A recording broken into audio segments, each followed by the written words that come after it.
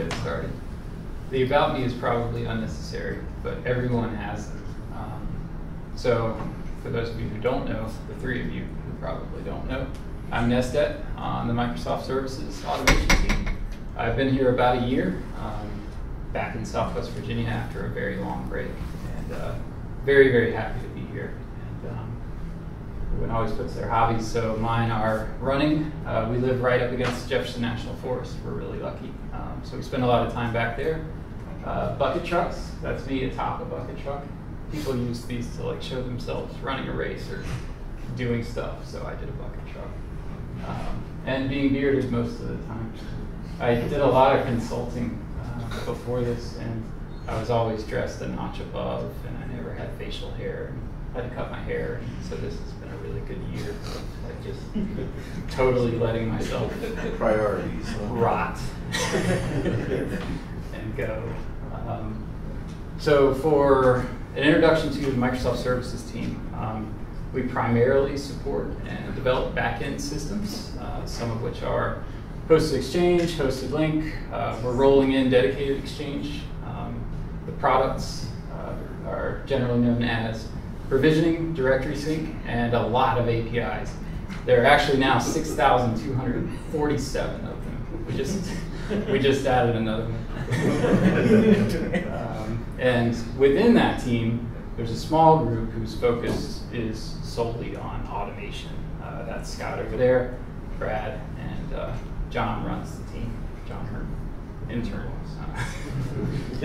So it's been really nice to be an automation-focused team. I've always been a dev, and I've always padded my estimates and cheated to do the automation stuff that I was really excited about. Things like CI and builds and automated deployments. I would just sneak those in the evenings and lie about what I was working on. And now I don't have to. I can focus solely on those types of things. So we automate all the stuff. We do continuous integration. We create development tools, mocking tools, test tools, comparison tools. And we also supply environments for development and testing. So these are the things that are used in CI and for developers to check out, get the latest version of all the code, and test. So I want to talk a little bit about the general Microsoft Services state about a year ago when this team was formed. We relied on lab environments that ran on some VMware instance, and they were super old and they were super crappy. They were really stale, they had been tested on and never cleaned up, and didn't look anything like production, and it was really difficult to gauge whether or not the software that we were making or the changes that we were making were actually going to run in production, which is the common state of, I think, any team up until the last few years. We had a single build server and a single build agent all in one machine, and they were also trashed. They had multiple versions of Visual Studio, multiple versions of SQL Server, Active Directory that had had tests run 1 million times. The builds were very long, the builds were very flaky, and what resulted was a general apathy toward the state of the build. There was a whole lot of dismissive, like, oh, it just does that, it fails all the time, run it again, let's see if it works this time, or I don't really care, that thing always fails. So for days we would be red on builds, and so we got together and we had a heart-to-heart, and we committed to restoring the sanctity of the build. As a team, behaviorally, we decided that we would swarm on build failures. Seth, you led that conversation. It was pretty good. We'd get together. We wouldn't tolerate a broken build for a period of time. We had dashboards. We brought in TVs all over the place that play the Titanic theme and My Heart Will Go On and Whitney Houston, and we showed Scumbag Steve to guilt you into fixing the build. The automation team focused on getting to the point that we had more reliable tests, that we had faster builds, and that we somehow could replace those lab environments with fresh, clean, consistent, fast environments that more closely matched production than what we had in our labs. So a brief history, and this talk is going to be focused primarily on those environments. And what I'm going to try and do is sell you all on a pattern. So not so much the tools that we're using, not so much my own religion, but just this pattern that we're always spinning up, tearing down, never reusing. We're going to use clean environments everywhere. So back when I first started my career, I worked for startups, and we often just had like a white box server off in a closet and a map drive, and we did all of our development on that.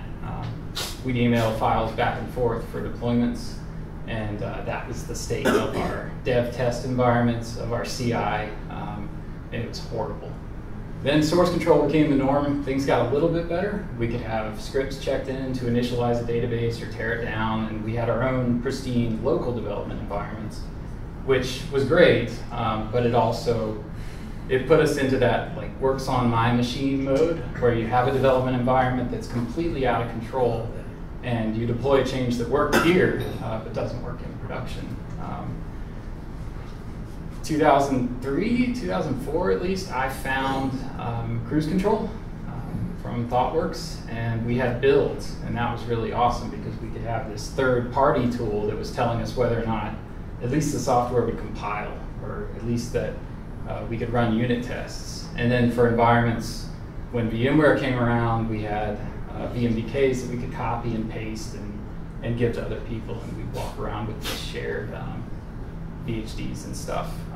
Then came Vagrant, which allowed us to spin up new environments.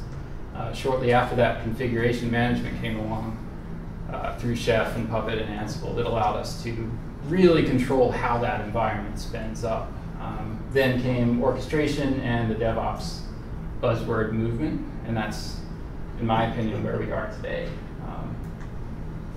Next, I think we will see a software-defined data center, and that's what I'm working on. I want all of our production environments, all of our tests, all of our staging, all of our dev environments completely defined by software through the cloud, through configuration management, and through automation. So for our team, we knew that we needed to build an orchestration tool. At the time, I think Heat was nascent. There was another tool out there called Checkmate, and we really weren't sure where things were going to go. And Windows was really an afterthought for all these tools, and still is, to be honest. So we built our own tool, and we needed to satisfy a number of needs. We needed to deliver clean, ephemeral instances that we could recycle. We needed scale. We needed configuration management, of course. We needed connectivity internally to our own enterprise GitHub, to our labs as we weaned ourselves off. This API needed to deliver environments quickly, and it needed to deliver consistent environments. So of course, for the ephemeral instances, intercloud, that's pretty much a no-brainer. For configuration management, we looked at a lot of tools. On the right, we looked at Microsoft tools, because we were primarily orchestrating Windows, System Center, PowerShell, et cetera. And then on the left, I don't think Ansible at the time supported Windows, but Chef did, and there was a whole lot of support and a whole lot of community behind Chef, so we went in that direction. It wasn't easy, but we got there. We also implemented our own instance of Dave, and the RSE folks were talking about Dave earlier, and Dave provides us with just one more level of abstraction so that orchestration doesn't have to care about how an instance is spun up. So we have orchestration sitting on top of Dave, which is sitting on top of OpenStack. It has a lot of promise because it supports Metal, and that's really important to us if we get to the point that we're actually spinning up Metal instances in addition to cloud. And we got a free Chef server and APIs, and Tranquada's not here, but we also got support and a lot of help from Andrew Tranquada. It's a shame he's not here, because it's a really big picture of him and his chins. Those are gone, by the way. We've been running together. The chins are gone. So today, orchestration is built on top of all these cool tools. We're using cool kid tools. I stole a lot of these ideas from Reach. Thank you, Reach, for Elasticsearch and Kibana and Logstash. But it's a Ruby API that runs on top of Sinatra. It's super light, super fast. We use MySQL to keep track of our environments and instances. Redis for key value stores. Jenkins does a whole lot of monitoring and just the cronny stuff that needs to be done, and I'll show that in a bit. And we support Linux and Windows. So as we were developing orchestration, obviously we needed to create an environment, spin one up, we needed to configure it. But a bunch of patterns have evolved as we've developed this very iteratively. And these are super important to us. So I'd say most importantly, we support pause and resume. So the idea here is that if I am creating, let's say, something like an Exchange infrastructure with loads and loads of servers, active directories, machines joined to those active directories, trusts, etc., it takes a really long time. It takes 5-6 hours to do that because there are 700 reboots with every single thing I do to Windows, and obviously we can't have a developer commit code, get an environment to run tests on, and wait 6 hours for that to happen. It's just completely impractical. So we came up with this idea of keeping pools of servers and instances and environments that are paused. So we'll configure all those mostly static components like Exchange, the active directories, the things that don't change, and then that environment just stops and it goes to sleep and it waits until it's woken up and resumed. At that point, after the resume, we're going to go out and install the latest version of the software. The stuff that truly is dynamic gets installed at that point. So the result is within a few seconds or a few minutes, we have a full-blown, clean, fresh Exchange environment, and you don't have to wait. So builds are hitting this and saying, hey, resume an environment, give it back to me, and I'm going to run some tests on it. That happens in seconds instead of 6 hours. That was really important.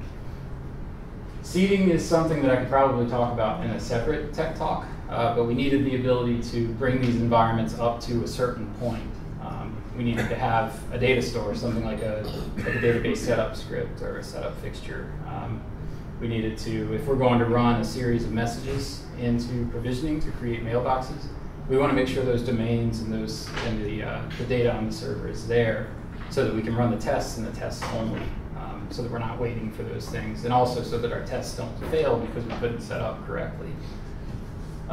Next up was environment consumption. So we wanted the ability to not only resume an environment, but when all these environments have so many things in common, we wanted the ability to have one environment just eat another one. Like, so if an Exchange environment consists of, let's say, 7 Windows instances, let's spin them up, get them all up to date, and pause them. And then that Exchange environment will go eat those, and they'll become part of the Exchange environment. Because in our cloud, our private cloud, we're waiting about 20 minutes per Windows instance. So that saves a ton of time for us to have these things just sitting out there on standby. And through Redis, we can go in and just kind of turn knobs and say, I want 20 2012 R2 instances on standby, or 10, or 100, or whatever it may be for the load for that week. So that was really important for us. Health checks allow us to make sure that we're handing an environment to the test or to the developer that is actually good. So we're going to go in and we're going to make sure that Exchange is running, that the environment is configured correctly, that it's seeded, and so on. The pools give us standbys. I've talked a little bit about that. We want, let's say we're running integration tests for Exchange all day long. So we're going to pause 1,000 of them. And make sure that by the time we've depleted that dozen servers, we've built enough to replace them. And then an enforced teardown, so that we didn't end up in the same situation that we had with the labs. We give you 7 days with an environment. It's torn down by a cron job. It's out of my hands at that point. So the environments are always fresh for developers and for tests. And then resilience was really, really important. Instances don't come up. Chef runs fail. It may not be systemic. It just happens. Hosts go down.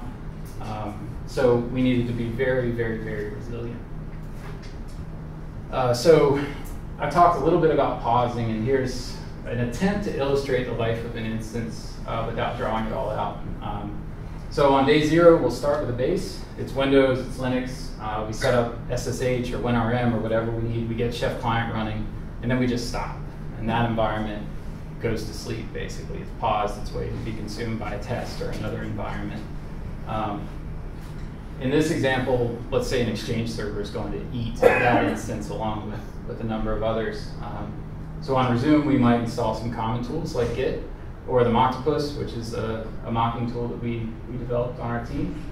And then it's going to do all that stuff that's so long running, like DC promoing and joining domains and installing Exchange, which takes a couple of hours. Then it pauses, and then it sits again. Let's say a test comes along and resumes it. We're going to install the latest versions of our software, provisioning or whatever it may be, test and report on those results. And if it was successful, we just blow it away immediately. It doesn't get reused. We don't care about it. It's completely ephemeral. But if it does fail, we'll leave it sitting out there and we'll start the clock. You've got 7 days to figure out what went wrong. You can use it. You can do more stuff, play around with it. But after those 7 days, it's gone and you get a new one. So I wanted to just explain what this looked like before we had the ability to orchestrate it. It involved a developer spending a ton of time going out and downloading bits, installing all these things manually, waiting for them to finish, screwing it up, starting all over, taking days and days and days to get this done. So we were able to do that, and in a matter of 5 or 6 hours with this automation. And then through pausing and resuming and consuming other environments, we can get it down to a couple of hours to get the last stretch of that Exchange environment's configuration. And then when it's time to actually use it, we're down to seconds because we're just resuming a paused environment. It's been on standby waiting to serve its purpose. So I thought I'd demo really quickly a couple of things. I'm not going to take the mic because I'm afraid that I'm going to drop it. So I'll shout, and if you can't hear me, just interrupt me.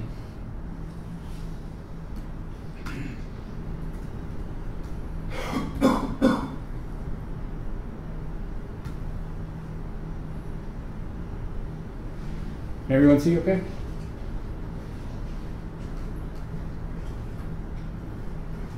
So the orchestration API is a very basic RESTful API. We have things like environment types and things like environments that are the actual instances. So here's just a list of all the environments that we're supporting today. You can see we have, let's see, combination link exchanges, some of our 6,248 now APIs, Exchange 2010, different versions of Exchange 2010, etc. So I thought I'd build one of our API instances.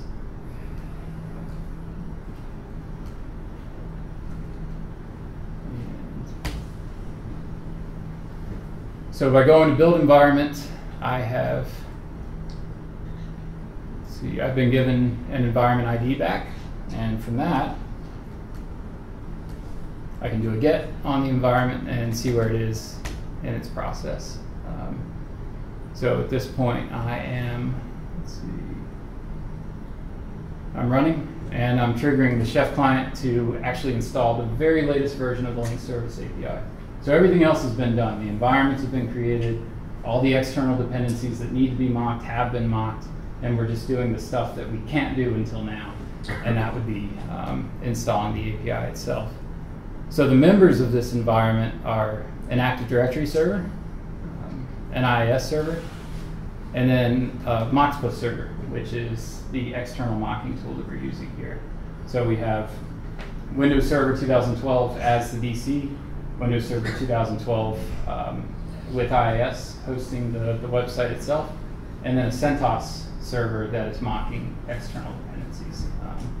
So they all come back, we get passwords, we get connectivity information, and we get its state. So the builds will often call build, and then they'll poll until the state goes to ready, and then the tests kick off, and we're on our way. And if I go here, I'll just SSH into this, because Windows would take a bit.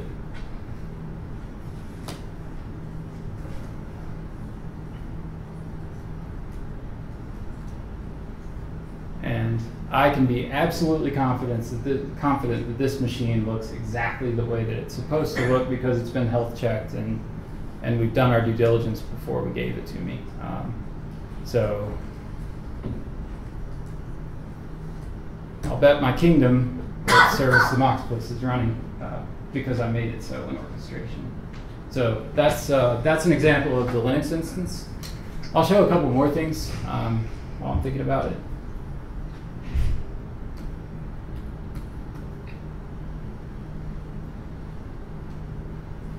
Here's a stats dashboard that we run. So this gives us a view of all of our environments, where they stand at that point. And you can see that we're setting targets on these. So that says, I know I'm going to need 6 Atom hoppers this week at any given point. So do your best to make sure that there are 6 paused environments waiting for me. And that's why it's highlighted in yellow, because it's a little bit low. You can see Link Exchange and all of our environments that we support are out here. We can also see these dirty environments. So these are environments that have either been created through a failed, or have been persisted through a failed test, or a developer has checked one out. These are really popular among the devs for Dev Link Exchange. This is probably a failed test. So, like I said, the clock's ticking on these. We have 7 days, and then we're going to get a new one. And that's a really important concept. There are also bases. So the purpose of, let's say, sorry about that, the purpose of, let's say, an exchange base is to be consumed by a greater exchange environment. Just saves us a little bit of time because it takes about 2 hours to install Exchange with all the reboots and everything else that's going to happen. Here's a look at our Jenkins dashboard for orchestration. Sorry about the mustache.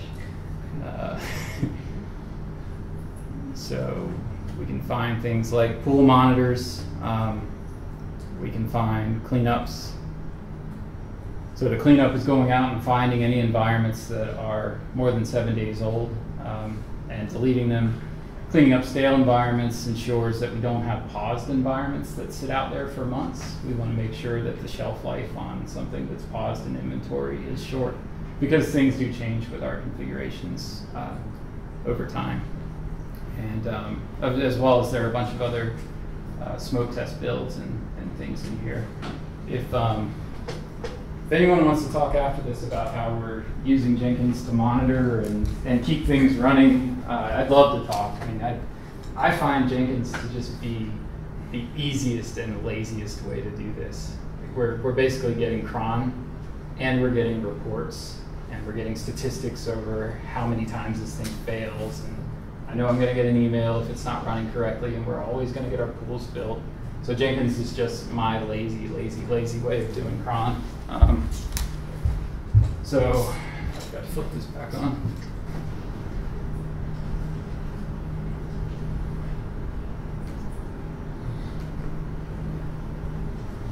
All right. So I want to talk a little bit about impact that we saw over the last year. This line is build duration for one of our worst behaving builds. So you can see before orchestration, we were at around 25 minutes per build. And then we're down around 5 after that because we weren't having to go out and build an environment or use some really poorly performing lab environment, getting an environment that's fresh and pre-built for us. Success rates went through the roof on builds because they were just so flaky before that. We had incredibly high percentages of failures. And it just goes up and up and up because, number one, we had restored the sanctity of the build through caring about it, but also that we were able to build reliably. And when there is a failure, it's a real failure. It's not because our lab environment is crap. And then this one, I think this one's really, really important. So this shows the time to fix a broken build. So you can see these are in hours on the left. At 1 week, our average time to fix a broken build was about 100 hours, which is atrocious. But after we were able to deliver these clean and consistent and reliable environments for builds, people started to care. People noticed. Rick Astley was playing, Scumbag Steve was there, and they jumped on it and they fixed it. So a couple of things about what's next. I think CI will always be a priority for our team. I think we'll do more with performance tests. We'll do more with metal. We're moving to public cloud in the very near future on Rack Connect 3, so we'll get more with performance flavors. We'll get more scale. Right now, I think we're at a terabyte on our internal cloud, and it's just not enough. I think we'll grow to 2 this year, and 5 next, and maybe 10 the next year. We need way more terabytes than we have. We're also implementing patch management, I think, this week. So we'll have a feed for the engineers who support our production environment and for our test environments. And when a patch comes in from Microsoft, say Patch Tuesday hits, we'll get it, we'll catalog it, we'll test it, we'll mark it as blessed, then the engineers will deploy. So that'll be our semi-automatic means of blessing patches as they come in. And then now that we have a good CI story, we have a good configuration management, through builds and through orchestration, that's our change approval board. There doesn't have to be a meeting, there doesn't have to be hours of collaboration and communication amongst people. The builds are good, we know we're deploying with confidence, let's go straight to production when things are green. And then I thought I'd close before I open it up for questions with a few comments on what I've learned. And these are my comments. They're not Rackspace's or Microsoft's or Scott's or Brad's or John's. Some of these might be John's. And I wanted you to know that these are me, so that a picture of me and a thought bubble. One of the most frustrating things about building this software is that Windows is such an afterthought, both in open source and on the bleeding edge. Chef support when we started up was pretty horrible. OpenStack hasn't been that great with Linux versus Windows. Again, that's me talking, not Rackspace, but Windows has been very, very tough. We're cross-platform, and that's very, very, very important to us. I think it's, as a very Microsoft-centric team, it's given us a whole lot of freedom to go after the right tool for the job, rather than what's in Microsoft. What can SCCM and PowerShell do for me? Now that we can deliver Linux, we can look to internal tools like Atom Hopper. We can build smaller instances, things that don't just by default consume 4 to 1,000 gigs. We can have a 512 meg instance that performs really, really well and does exactly what we need it to do. So I think the cross-platform support has been really, really good for us. Another thing that I've found working on this tool is that iterative development really, really, really works. We didn't sit down and have an orchestration architecture summit about what it needed to look like and what it needed to be. We did 1-week sprints, and we just took it week by week. If we needed to consume environments, that came up along the way, and we just did it iteratively and very agile. And I would highly recommend that to anyone who's out there. And then the last thing, and this is something I've been thinking about a lot over the last couple of years, and especially over this last year. Everything should be ephemeral in our deployments, both in production, test, staging, all of it. When we can spin up environments and we can configure them consistently, when we have global traffic managers, when we have nodes with redundancy, I don't understand why we go after these 6 servers and fix them. Just throw them away, make a new one. I see no reason to support anything anymore. Let's just trash it and make another one at the slightest hint of misbehavior, because these things are so uniform at this point. And that's it. Any questions? So the last point actually is pretty good, but the things like you have to separate the data in the platform. Right? Yes, definitely. Yeah, and I think through traditional replication, we can get there through things like Cassandra. I mean, Cassandra has an incredible amount of tolerance for dropping a node. You guys know better than anyone else, I would imagine. Yeah. So why fix a sick node? Just throw it away. If you have multicast working in your cloud, you can spin up a new one that says, "I'm here. Bring me into the fold." So why get a call? Why get an email? Why get up in the middle of the night when we can just make new stuff all day long? Anything else? Well, thank you.